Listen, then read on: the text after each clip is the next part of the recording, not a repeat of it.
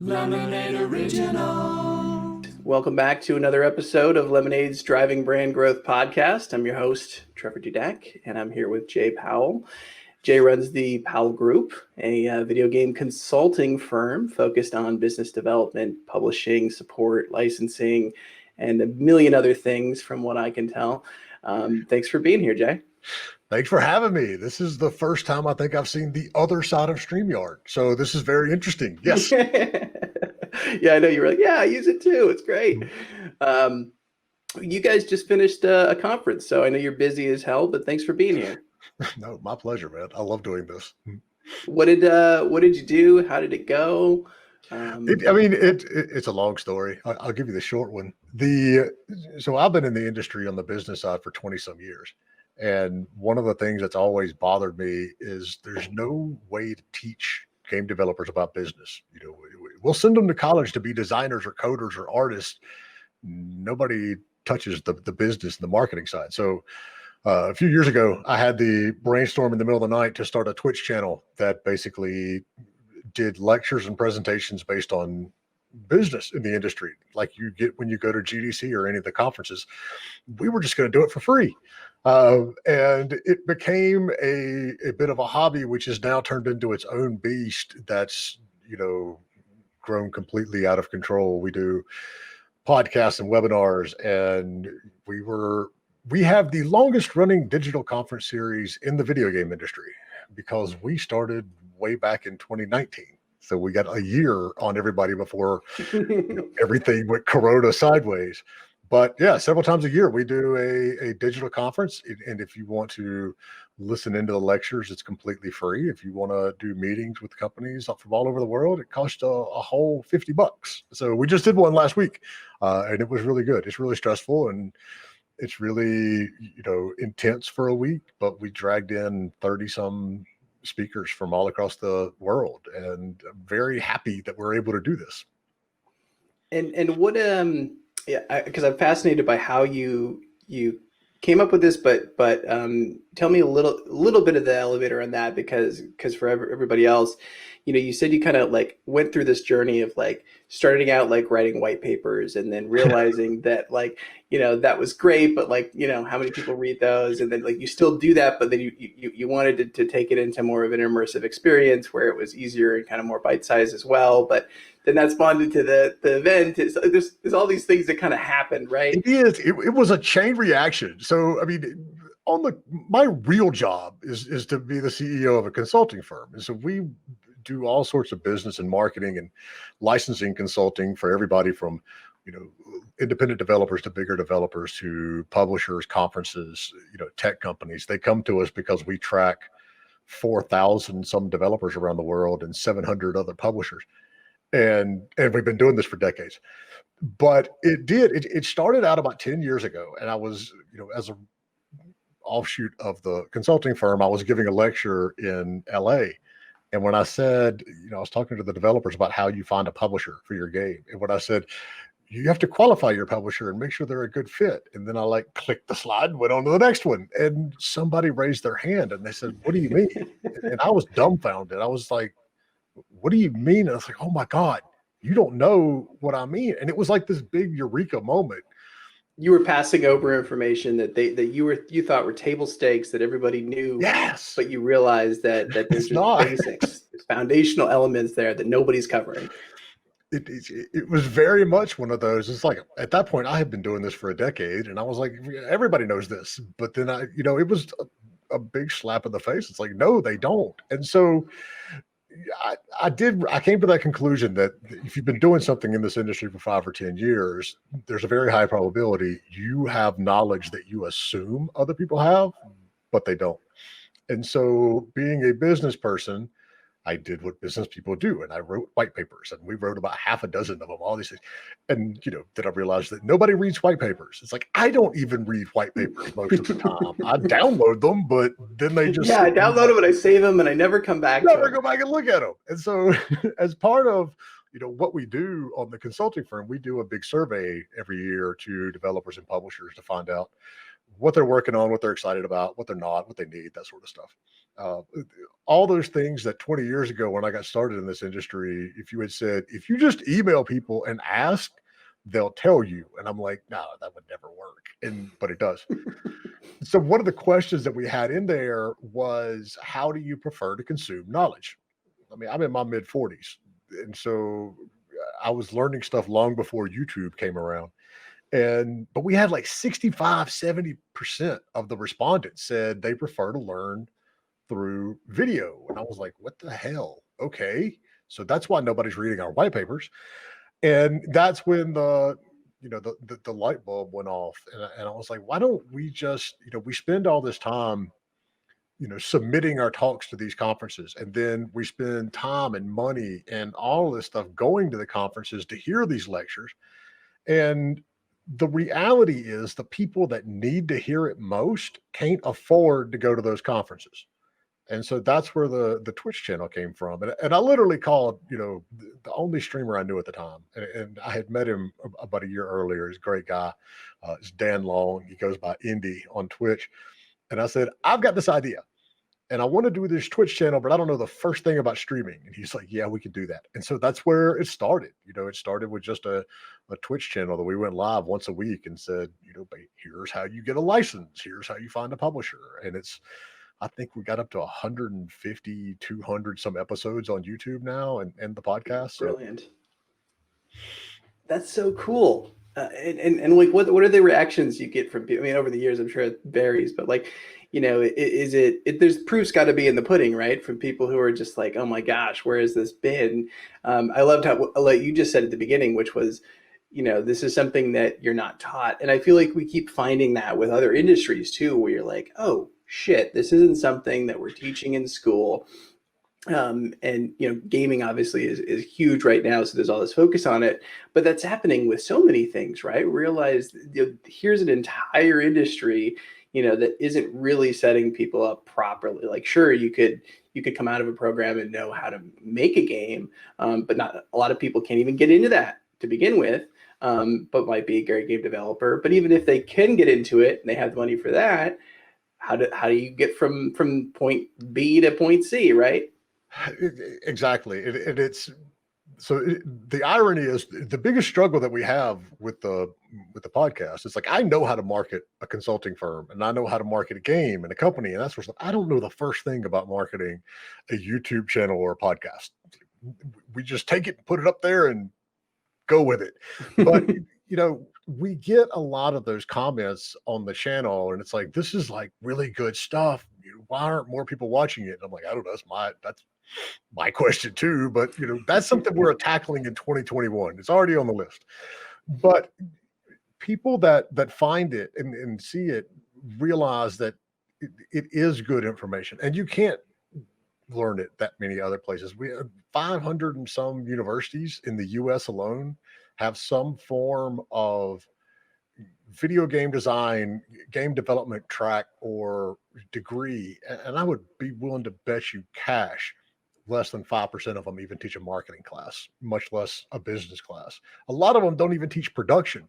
They'll dangle, a game design degree in front of somebody to get 40 grand out of them. But the irony there is those degrees aren't worth a whole lot when it comes to the real world, but they just completely gloss over the business side of it. And so while we're out there doing what we do with the Powell Group, I said, let's find another way to help folks. And so that's where the whole IGB side came from.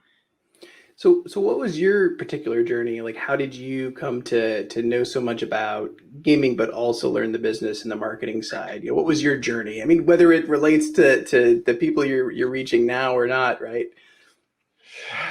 I needed beer money. I was in college back in the 90s, and I have it always starts with beer money. Yeah, I have an English literature degree, but I was an RA in college, and if you're not familiar, that's the folks that I don't know who you are, but other folks, they're the people on the hall who's in charge of all the other students. Yep, and it's a great. You also get a better room. You get a better room.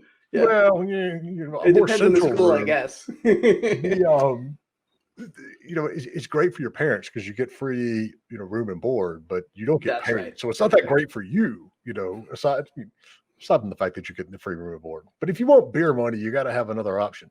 And so there was this little company in Durham that was, put an ad in the student paper, and they're like, we're looking for people to come in and play video games and evaluate them and tell us what you think. And I'm like, oh shit, this is like, I'm geared for this. I've been playing games since I was like 5. I'm But also, on it. like, is this a real job? Do they pay Yes, people for this? that was the other thing. It's like, people really do this?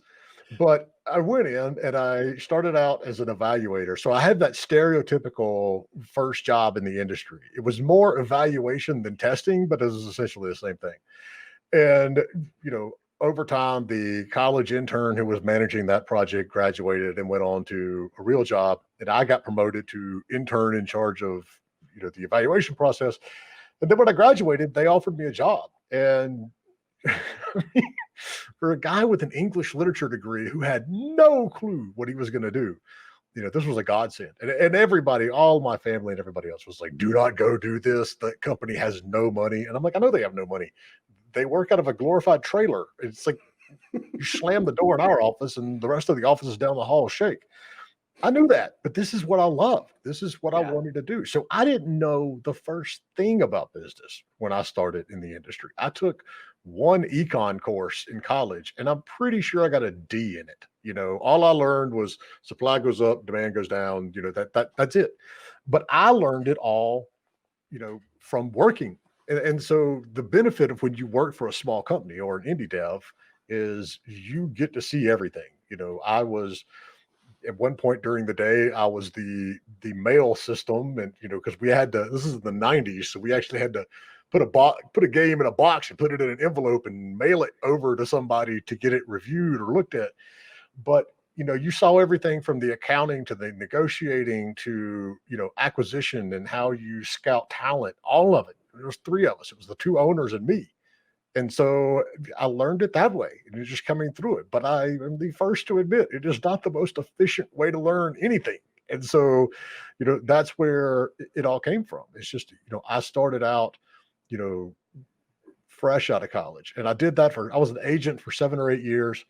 Some of the first clients, I did some of the first distribution deal for Paradox's titles in North America. So Europa Universalis and Crusader Kings and all of these titles, I was the one behind the scenes doing the contract. And we did the same for Starbreeze Studios was one of my first clients, Heimemont Games, who still 20 years later, still around, did the Mars game a couple of years ago. Who else? I was in the green light meeting for Eve Online distribution in North America. A lot of these companies that are still around, and a lot more that aren't. But it was one of those things that somebody gave me an opportunity to do what I love. It's like, hell, I'll learn the business part. That ain't that hard. I can, work in games. And so did that for 10 years. And then, well, it was more like 7. And we transitioned the agency into a casual publishing company. And so I was responsible for, going and scouting and signing new titles, as well as, I built the digital distribution network that we used at the time. And after 3 or 4 years, I left and we started a production company with 2 friends of mine. But back then there was no word for production company. It was just publishers thought we were That's developers. what you were telling me. I love that story. Yeah. Publishers. Yeah. It was like, but we did work for National Geographic and Nickelodeon and Disney and, a lot of the licensing companies and the media companies that I had met and worked with over the years. And that lasted for about 3 years. And then, I founded the Powell Group, and over 10 years later, we're still here.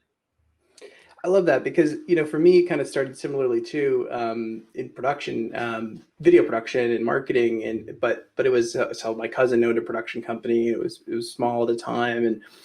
And I started as a PA, and, I learned how to, well, I should say I tried to shoot, I tried to edit, I tried all these things that I was horrible at, and then I realized like, oh, there's this person that kind of like puts the projects together and, becomes, oh, it's a producer. Oh, great. Okay. What's that? yeah, I get to deal with the people. I don't get to sit in a room and edit all day. Okay, that's my side of this that I could be good at. And then I realized I could sell and I could kind of be the front of the house, right? But you have to go through the experience of certain Yeah. things to realize what you're not good at sometimes, to Or understand what you where you just can really hate. add value. You know, Yeah, it's exactly. like that. But also to appreciate those roles, right? Because Exactly. It's like I've now you produced know. games, I've Yeah, executive produced games, I've even designed some games. I don't do that anymore. I don't I didn't enjoy it. It wasn't what I but you know what enjoyed. it takes. Yeah, I mean, but exactly. And I can look at something really quick and tell you if you've got a good producer or a bad producer. And when you have all of those little pieces and tidbits of knowledge that you pick up over the years, it really helps you when you do something like we do now on the consulting side. Because no, I can't come in and design your game anymore. I did that like 15 years ago, but I can look at something and go, okay, there's fundamental issues in this. And the Yeah. same with production pipelines and things like that. But that's how you do it. You in a small company, you learn every little bit of it. What you don't like, you don't end up doing. You find something else. Yeah, and I think, what happens when there's pros and cons. And I mean, for me, I've always kind of worked in those capacities of like smaller organizations where I was given those chances. And, that's kind of what we've always wanted to facilitate too. And I'm sure you guys do as well, because it gives you this opportunity to understand how everything around you works, but also the importance of it. But then it also allows you to appreciate what goes into it and how you can then make better recommendations. So let's say you're on the sales or the production or the producer side of production. You still know what's going to be a good idea or maybe a bad idea. Not that you're the one necessarily pushing the buttons, right? But you can prevent something, from going the wrong direction. And I think those are all those key pieces that lead to being better at your job that you end up having, in the 10-year, 20-year span down the road, right? We had a client early on in our consulting firm, and so it was myself and I had a producer that I had worked with for many years. And as we got more production related stuff that we needed to do, I brought him on. And so he and I were used to working in tandem doing, I executive produced some of the titles that he produced. And he's to this day one of the best producers that I've ever worked with. And he said, we had a client meeting or whatever. And he's like, look, he said, Jay, I'm giving them guidance and telling them what they need to do, but they're not listening to me and they're not doing it. And I said, and there you have the difference between when we were working as publishers and producing titles ourselves, and now that we're consultants. As a consultant, you don't have that power to make them do. They have paid you good money to come in and give your feedback and your guidance. And if you give that feedback and guidance and they don't listen to you, that's not your fault. You're doing your job. You can't Yep. force them to do it, but it's just one of the differences. And that's one of the things it takes when you It's hard. It's hard to, transition. Yes. to accept that piece of it, right? But you get to that point where you accept that, okay, I have a role, I fulfill that role, and not everybody's going to accept, the ideas that, we feel are right. Yeah. And we're not always right, to be fair. No, not always. But generally, if But they've hired us, they right, there's a feel like, reason, right? There's a that's usually the, reason. the saving grace there. Yeah, and I think those are those moments where you also know the types of people that not types of people, but the types of clients that you're going to work best with when it's just super collaborative, Yeah. from the get go. That's something we've really been, I think, lucky with. I'd say for the most part, we've had clients who've been really collaborative to like let us do what we do, and be really receptive to things. But at times, it's not up to you. At the end of the It's day, you not. just have to accept that. Yeah. You're the quote unquote expert that's been brought in, but that's it. And one of the fortunate things about running a small consulting firm is we really do get to pick and choose who we work with most of the time. And I'm very upfront with people, and I'll say, I'm going to take a look at your project or what you need or how you want us to help. But if I don't think we can move the needle, I'm going to tell you that. I'm not going to sit down and go, all right, so you're stroking me this check every month. Oh yeah, by the way, there's not a prayer that we're going to, be able to get you in front of somebody else. Our industry is, yes, it's a multi-billion-dollar industry, but it is very small. We all know each other. That's just one of the things that you learn very on. You don't screw people over. You don't lie to people. You don't, because it'll bite you. And so we're very upfront. It's like, if you want to hire us, we will absolutely help you. But if you hire us and you don't listen to what we're saying, then I'm not sure why you hired us anyway. But it was just one of those transitions that you have to have, you have to go through, going from the direct work as a publisher into the consulting side of the industry.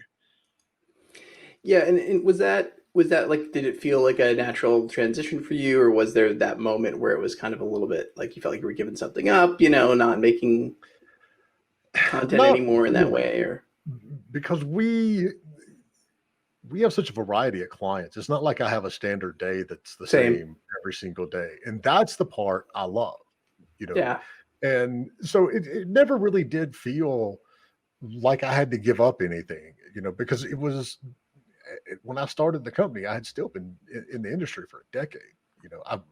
I sit in one of those rare little nexus points where, I know developers, I know the publishers, I know the license holders, I know the distribution companies, I know the localization companies. If someone gave me a big old wad of money, I could sit down and make any game that they wanted made because I know all the phone calls to make and the people to get to do it. And that's what's fun. I have days that it's like a developer just comes to us and says, we need help finding funding from a publisher. Okay, not a problem. We go through here. We do it this way. We have publishers that come to us and say, we've got this project we want to send an RFP out for, but we haven't been real happy with the proposals we've gotten on our last round of RFPs. Can you help us widen the net? And it's like, yep, absolutely. Let's go through here and do it this way. And then we work with. I talked to a company today, a tech company that's on. A lot of these companies that sit on like the periphery of the industry. They have ad monetization or some new discovery mechanism or whatever. They're right. mainly a tech company, but they want to get into games because they see, God, especially this year, all the money that's gone that gets put into games. And so we can sit down with them and say, okay, look, this is what you need to do. This is who you need to talk to. These are the things that, you're going to get, the first questions you're going to get from every single person. So have it ready and do all that. And, you can look at it in terms of like, oh, wow, you really know the industry. You can also look at it in terms of Groundhog Day. Am I really that experienced, or have I just shipped enough games over the years that I know exactly what to do to get them out the door? So, but there's never a dull day. I'll put it that way. Yeah, I 100% agree with you on that, and that's what keeps it interesting for me. Sure, sometimes you're making something really interesting and fun, and other times you're trying to solve a problem, and that could be stressful. But I mean, at the end of the day, that's fun too, because people come to us with challenges, and we have to find a creative way out of those challenges. Exactly, and that's the way I look at the indie game business stuff that we do now. It's a whole new challenge. It's like there's this whole world of stuff that I've never done before, right? and it's okay if I screw it up because it's just me. It's not like we're pulling resources from the consulting firm to do this. This is just like my hobby that's gotten out of control.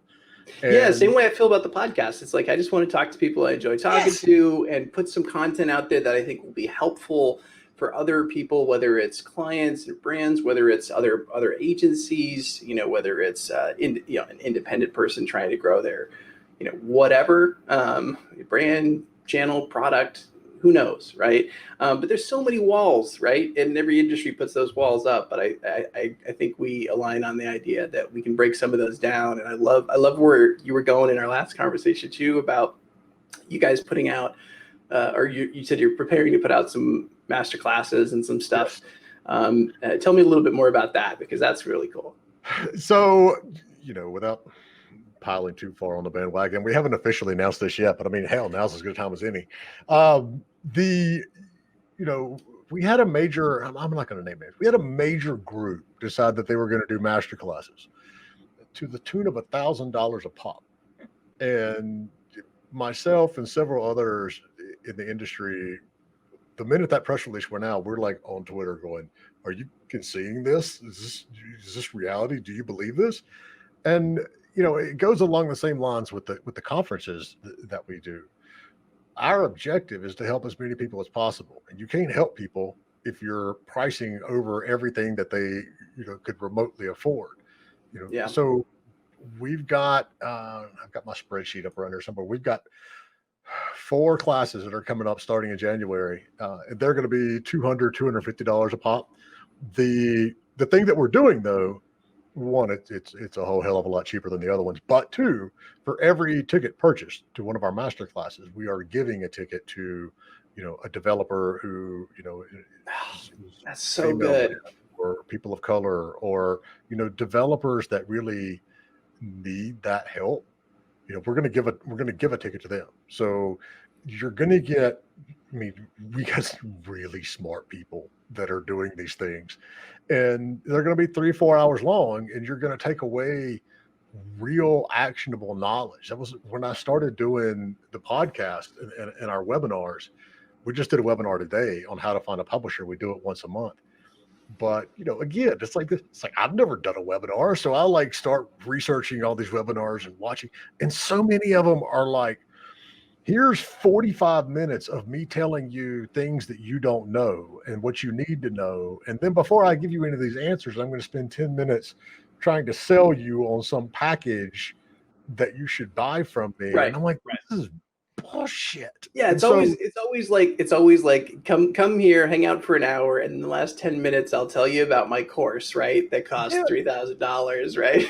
And it's like I can't. It's like how to do marketing, and it's like you didn't teach me anything about marketing. Many gurus. It's such BS, but that's man. not. And so ours aren't like that. It's like the one we did today. I sit down once a month, and you can go to our website and download the full list of publishers that we track in the industry. And I sit down and I was like, okay, we're going to start with this list, and I'm going to go all the way through how you find the people and pitch your titles and all this stuff. And I am struggling to get it in 59 minutes. I think today's was like an hour and 5 minutes, but we go through it live. It's not pre-recorded. If you have questions, ask. We do it right there. It's a webinar that's there to really help you, not to sell you on something, because that's just is that mentality that I think we have to have as an industry. There's too many talented studios and individuals all the way around the world that we need to start gatekeeping this knowledge with $1,000 master classes and $500, $10,000, conferences. So yeah. Well, and especially now there's so many choices. So it's hard enough to choose what you're going to attend because so much is virtual at the moment. But then if it's also a monetary piece where it's like how many of these, if I'm going to 10 more of these than usual, right? Because usually you're picking like 1 or 2 things, if you're going to actually fly somewhere and that's just me. Like I'm not going to very many of these physically. If you're a developer, I guess you're out there like hustling at a bunch of these. But you can't afford that. You can't afford it. It's like I'm on the East Coast. And for me to go to GDC for a week, it was $5,000-$10,000 for one person. By the time you get out there and you pay for your pass, and all the hotel rooms are jacked up because of their contracts with the Moscone Center, and you can't even go have breakfast for less than $15, $17, and that's if you go to the little diner, and it just adds up. And one of the things that we noticed, so we started tracking early on all the other digital events, because one, it was hilarious to us because we had spent all of 2019 literally jumping up and down and screaming, we're doing virtual conferences. They're cheaper. They're more accessible. You get a better quality meeting. No one gave a shit. It was just like, we were literally told by one of the major press outlets in the industry, you're not doing a traditional conference with speakers, so we're not going to cover you. Spoiler alert, now they're doing virtual conferences. But, so by the time 2020 came around and the world starts imploding and everything, everybody's popping up and going, oh, we should do a digital event. And I'm like, no shit. This is what I've been saying for the last year. Yeah. So we did get to watch for like 6 months, watch them all try to figure this stuff out. We already screwed up stuff in 2019 and figured stuff out. That was, we'd already gone through that little period. We did a cost analysis at one point. I think it was in August. You could attend every digital event happening in August. And I think there was like 15 or 20 of them for less than the cost of a pass to go to GDC. Not your flight, not your hotel. They are much cheaper. And then, once the big companies started coming in, that's when you started seeing like $400 virtual passes Oh to yeah. conferences. And one of them was charging indie devs $4,000 for basically what amounted to a Steam sale page. And I was just like, those are the ones that they aren't going to be around. That it's not sustainable. You want to think there's that whole rush to the bottom. And so we've watched other conferences do that too. And the problem with that rush to the bottom that we learned in 2019 is if you give a ticket away to a business event, nobody participates.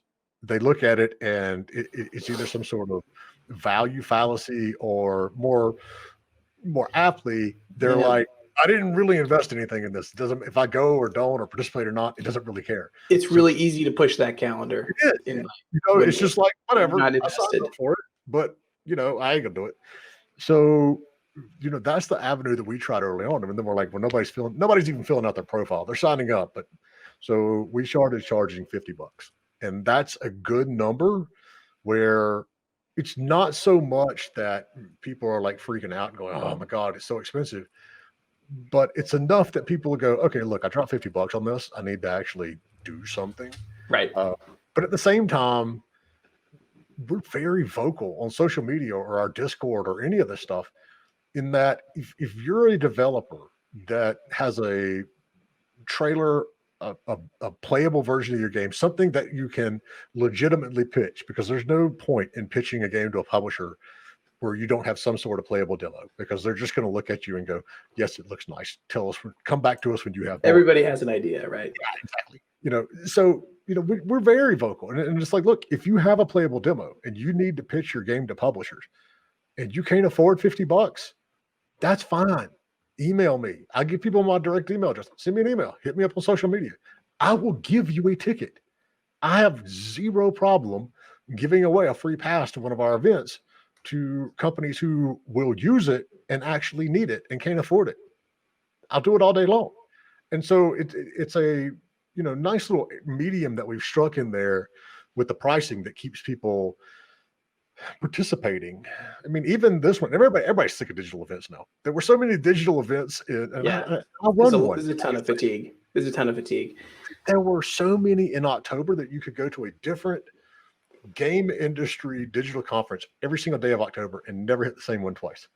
And so, even with that fatigue that everybody's had, we had over 700 attendees last week. That's great. Great number. I haven't seen the final number of how many meetings there were, but we did, really good numbers on all our talks, and we had a good buzz going around it. And I get these emails, every now and then. They're like, we really appreciate what you do. And I'm like, that's why I do it. That's great. Where do you think things are going, like 2021/2022? I feel like you have to caveat it a little bit because, things might change a little, but gaming in general is the question. Like, where do you think things are heading? Everybody wants to say VR is going to happen, but we've been saying that for 10 years. The funny thing is, when COVID hit, we actually did have a big VR boom, because if you remember, everything starts getting shut down around March or April. The same time the new Valve handsets and headsets came out, and Half-Life Alyx came out. And that was the point where publishers were bringing in so much money. We were talking to publishers who had a 400% increase in sales. Right. And I was like, what are you doing differently? And they're like, nothing. We're not doing any marketing, anything we haven't normally doing. Yeah. We had clients do the same thing. They were like, what are you doing? We're just a mobile game and we're lucky. So we had publishers coming to us, like out of publishers who have never wanted VR games. Now everybody's home and everybody's got these headsets because they're playing Alyx, and they're like, send us your VR stuff. And we signed like 3 VR clients like in a couple of weeks. None of them had publishers yet at all, because it didn't last long. And I told them when we signed them, I was like, look, we're going to get you in front of all these people. I can't ever guarantee you a deal, but it's it like spiked, and then it was like, oh my God, this is it. VR is really, and then it went right back down. So still, as they continue to get those headsets, a $300 headset is still a really good value. but you're It's still still a have big a barrier. much bigger barrier to entry than you do with a $300, Xbox Series S, or a Yeah. Switch or something like that. So VR is not going to go away. It's not going to have its big like euphoric moment in 2021 unless they get out with some really cheap, good headsets. Um, Subscriptions are finally coming around, but I swear to God, every time I hear the words Netflix of gaming, I just want to throw up a little bit in my mouth. It's like Netflix has been around for a long time. Technically, GameFly was the Netflix of gaming because Right. they were sending CDs and DVDs at the same time. But there's so many of these services out there, but now they're starting to be, viable. In my opinion, the Microsoft Game Pass is like one of the biggest values in the entire industry. For $15 a month, So that's your Christmas recommendation. Christmas gift recommendation. Well, get somebody they're going to need something to play it on. But I mean, now you can do it with mobile games on Android. Right. Right. You get the EA pass. I mean, you get all these different games. And the most important thing, and this is what held, subscriptions and I bundle the streaming subscription, whatever you call it. It's all one little thing to me. For years they were let's see who can get the biggest back catalog of games nobody's playing anymore. And that's basically what they were. And now when you've got Microsoft and Sony and they're starting to release first party games on there, having a successful subscription service is not rocket science. It's the same reason that Netflix is still here and HBO is still here. You have to have exclusive content. If you don't have exclusive content, nobody cares, because you don't go and sign up for Netflix so you can watch Friends. You sign up, you can watch Orange is the New Black and House of Cards and the Marvel stuff, all the original things that come out. And so, it's always that show you can't get, or not that show. That's it. That's that what original sells. Series or that whatever it is that you can't get. Oh, I got to go get HBO Max now because of this exactly. thing. I'm going to sign up, in the next week. Mandalorian's on Disney. I got to get Disney now, right? Yep. We watch Disney Plus because of the Mandalorian. Yeah, exactly. We're going to get HBO because they're releasing Wonder Woman on Christmas Day. Yep. That's what does it.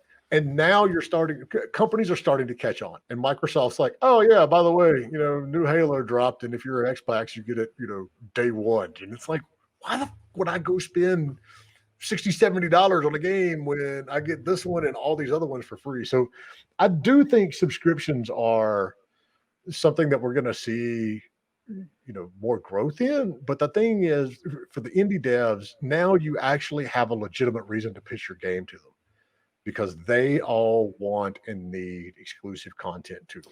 That's great, because if I think your analogy, and to me it really makes sense.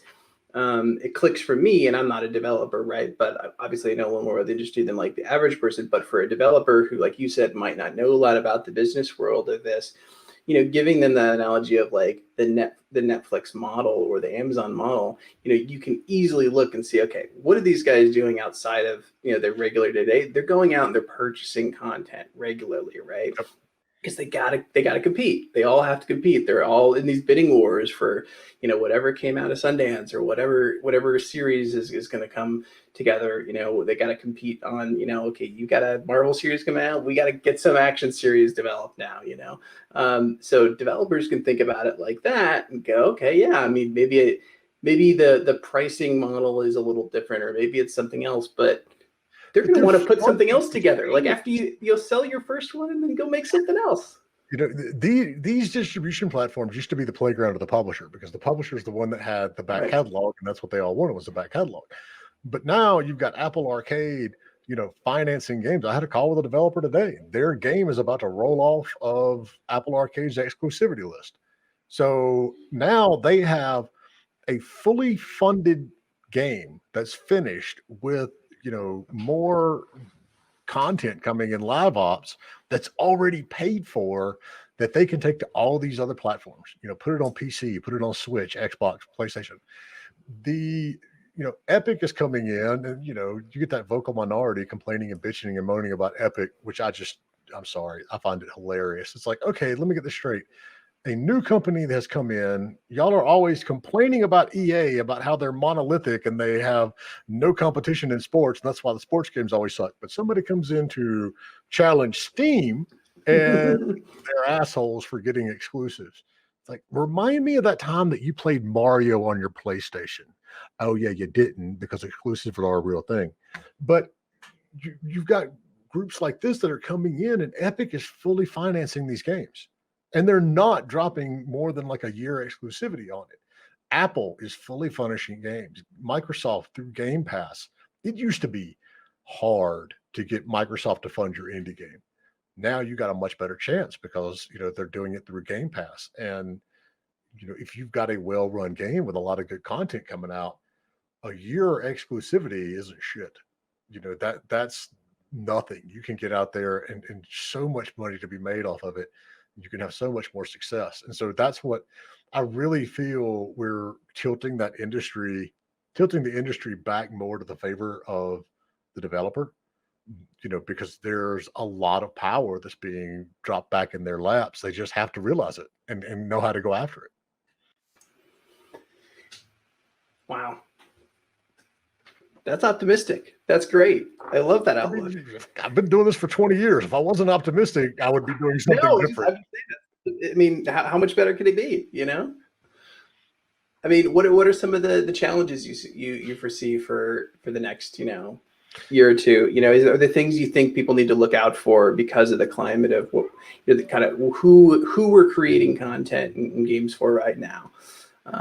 To think about the other side of it. So much stuff out there that there's a market for any kind of game at this point, truthfully.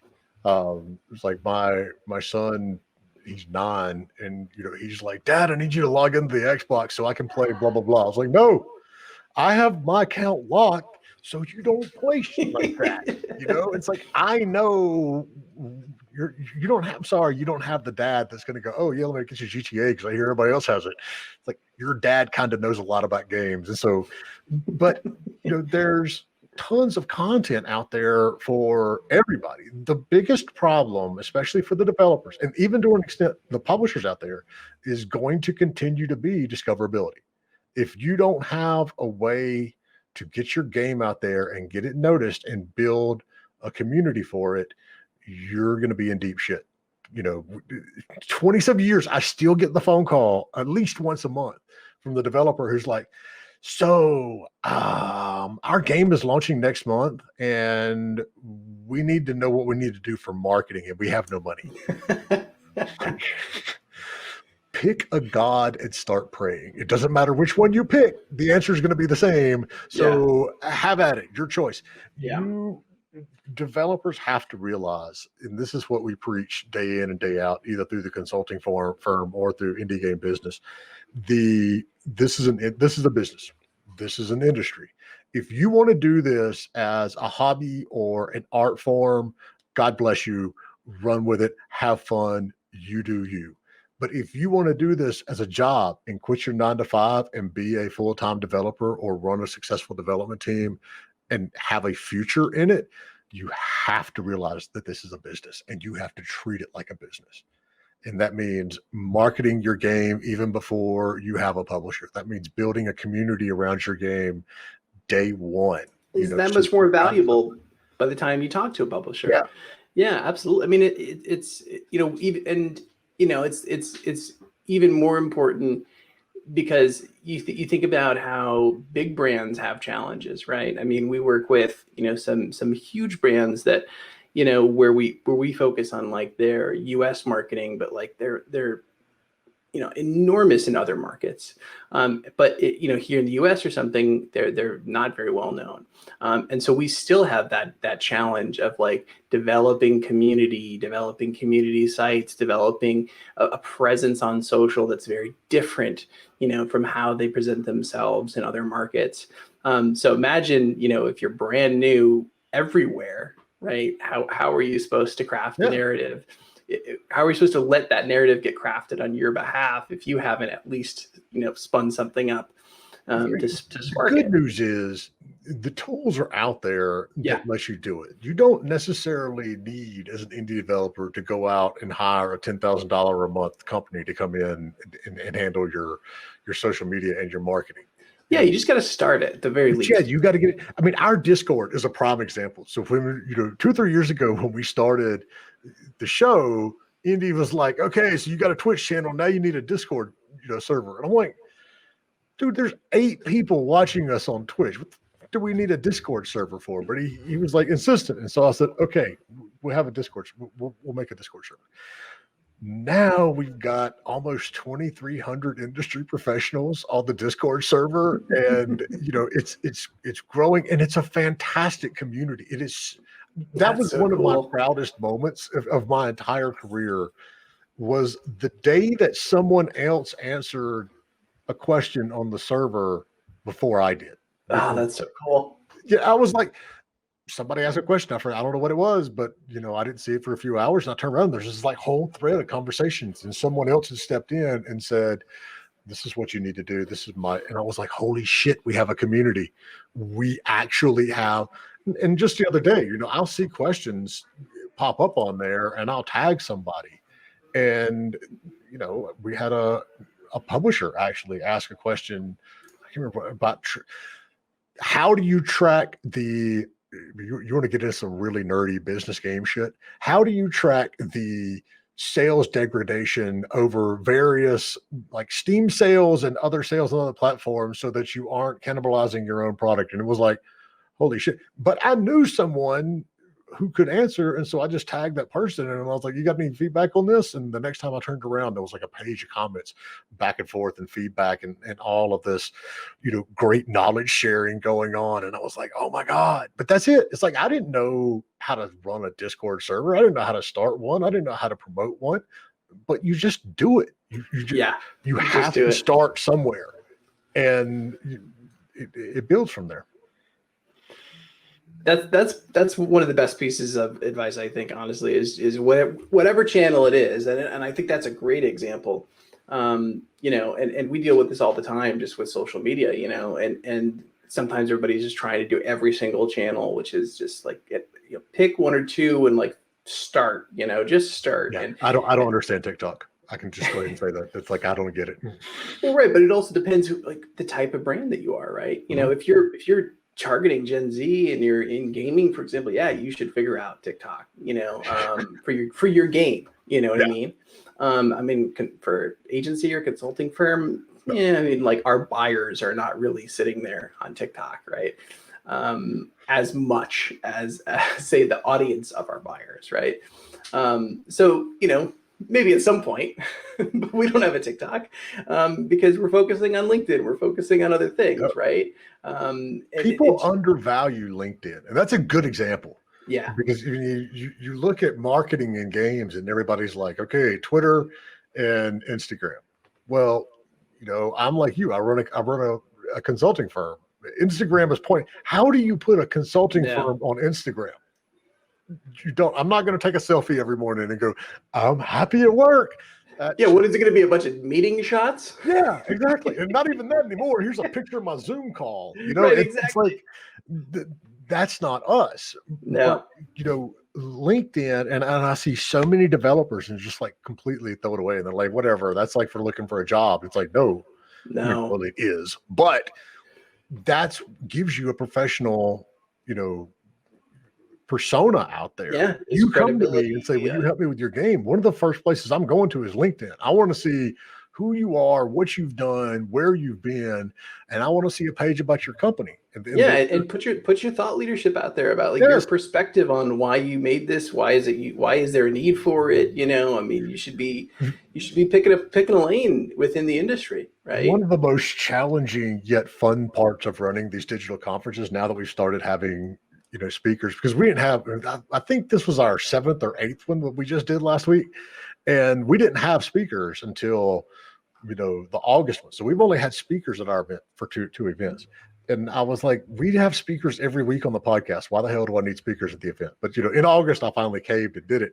And you do get a lot of the same folks, and I'm one of them, I'm guilty of it too, that we speak at a lot of different events. And so,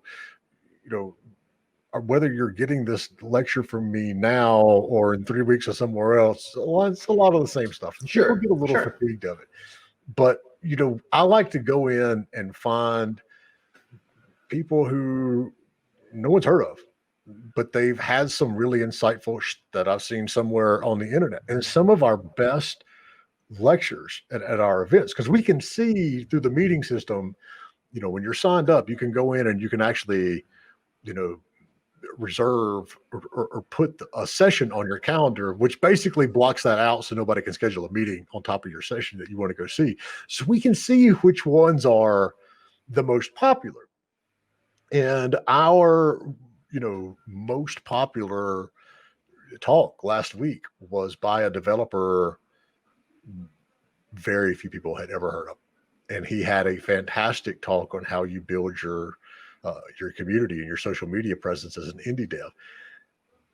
I think it was one of the first conferences he'd ever spoken at. But going and finding those people and highlighting those people, and especially, for underrepresented groups. I mean, what you're saying is you're valuable. You not only need to be seen and need to be represented, but you need to understand that this knowledge that you have is valuable outside of your own little sphere, because a lot of us don't realize that. That's like I was saying at the beginning. I thought everybody knew how to find a publisher. I didn't know that I was really breaking any ground there. But that's, and it goes along with that whole exclusive content. You're not going to get anywhere if you have the same speakers talking the same topics at every single event. But going out there and getting to find people who, know their shit, but that aren't like highly promoted or don't even know the first thing about how to do it themselves. I love doing that. I love finding those people. Yeah, and that's what keeps it interesting. I think that's the way to keep doing it. I love that, and I see that all the time, but I appreciate it. So like the people I see who I've heard the message from before, it's like, what? It's like exercise. It's repetition. You got to hear this stuff. Yep. 6, 7, 8, 9, 10 times before you realize like I got to just do this already.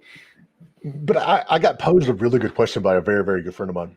And she's been in the industry as long as I have. And I was lamenting about a week before the conference that, my gender equality was off, because we try to get, a very good representation of people and men and women and people of color. And, you can get overloaded on white dudes. That's just for sure. That's a problem. Yeah. And she said, with you going out and purposely trying to find female speakers, are we going to reach a point where we're getting a different level of knowledge because, women are coming in and getting speaking slots because they're women? And I was like, no, it's a fair point, but the reality is we're not, for the most part, we don't do super ridiculously specific areas of knowledge. And we have a very big industry. And so there's little reason in my mind, if you've got someone who wants to talk about PR and marketing for indie games, there's no reason you can't find any sort of denomination to give that lecture. You're still giving really high level to medium level, talks. If you get into, and every event we have 2 or 3 that are like super niche, really fascinating talks on shit that you wouldn't have thought about there being a talk on. But, the concern coming from her was, are we missing out on, are we looking past speakers because they are white dudes and getting other people? And I was like, no. I was like, we've got a couple of, white men for the background and the talent and like all those things, right? It's just saying like, yeah, and this other thing that matters, right? That we need more of, right? Exactly. It's like there's no reason we can't have a very balanced attendee list. Until somebody starts giving the variation of a medical lecture on how you tweak the cartilage in the anterior cruciate ligament of a 44-year-old man, and you get into like that level of detail into something, it's like, no, we've got a good amount of people that we can choose from, and we can mix it up, and we can bring in new insights And we can go find people that, when I reach out to them, they're like, what? You want me to speak? And I'm like, yes, because I read it and it's really good and more people need to hear it. And so that's what we do. I love that. I love that. Well, keep doing it, man. I mean, I don't have anything else for you. I just want you to keep finding awesome people and helping people grow. So it is. It's. I have to like stop every now and then. And go, oh yeah. My real job is because, and I love my job. I love my real job, or I wouldn't have been doing it this long. But I also, you need that level of interaction, that level of energy that comes from indie teams and other people, and people who are just getting into the industry, and they're still all like wide-eyed and, oh my God, I'm in games. And we're looking at this 20 years later and go, oh my God, we are still in games. This is what we're still doing.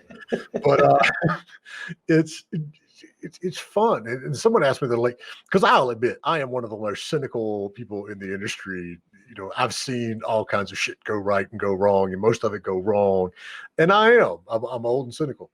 And they're like, how do you keep from, it just driving you nuts? I was like, well, let me be clear. On several occasions, it has driven me nuts, but I keep going to these events. And, whether it's the live events or digital events, it's absolutely something where you constantly need to be putting yourself out there and meeting new people and seeing new stuff and getting new looks on things that you may have said, oh, okay, well, this is exactly what we do. Well, change the perspective, put it somewhere else and look at it. And that's what keeps me excited and energized. And I don't just get up and go, oh shit, let's go shop another like 14 indie games to publishers and see if we can get some publishing deals. It's you have to keep everything interesting, and that's what I love doing, whether it's on the consulting side or if it's on the indie game business side. Yeah, that's honestly what I'm fortunate for as well. It's different every day. We get to meet amazing people who are doing amazing things, and some of them are in different stages than others. But that's the fun part about it, and that's what helps you learn how to help the next one. And at the end of the day, like as weird as it sounds, because we're not, because we're in the business world, like we are helping people, and I feel good about that. There's nothing wrong with doing business and being in an industry that you love and doing the business side of it. That's no, I mean we're doing a charity stream 2 days after Christmas. We're gonna probably end up raising like 40 grand for local hospitals. Yeah, so that's awesome. But I still, I go to pick up my son at school, and especially when he was first starting, and we live in a university town, so there's a lot of college professors and their kids, and that look on parents' faces when they find out what I do, and one, they know it's something a little off because I'm always there at 3:00 in the afternoon to pick up my son, and it's like, okay, he doesn't have a real job. Free at 3:00 on a Tuesday. That's exactly. It's like there's something off here, and they're like, so what are you doing? It's like, well, I help people make video games. So they're like, that's a thing? I'm like, yeah, it's a thing. Oh, that's so good. That's so good. Well, it's absolutely a thing, and if you need help with it, check out Indie Game Business. Yeah, good. You can go to indiegame.business and it takes you to the consulting page too. So that's it. Look, the podcast is when again? Well, we record it every Friday at 12:00 Eastern. Right. But they're all archived on YouTube. YouTube, yeah. And, on anchor.com/indie. Anchor.fm/indie game business, and it's on Spotify and everywhere else too. Awesome. It's one of those that we're going to do our damnedest to help you, whether you hire us on the consulting side or we teach you how to do it for free. That's what we're here to do. We want to see more successful games because, well, I mean, quite frankly, we want to play them. Yeah, exactly. On that note, it's late for you. It's probably game time or dinner time or something like that. I already had dinner. It's time for games. Time for games. All right. Well, I'm going to let you go. But I appreciate the hour that you've spent with me. And yeah, man, rock on.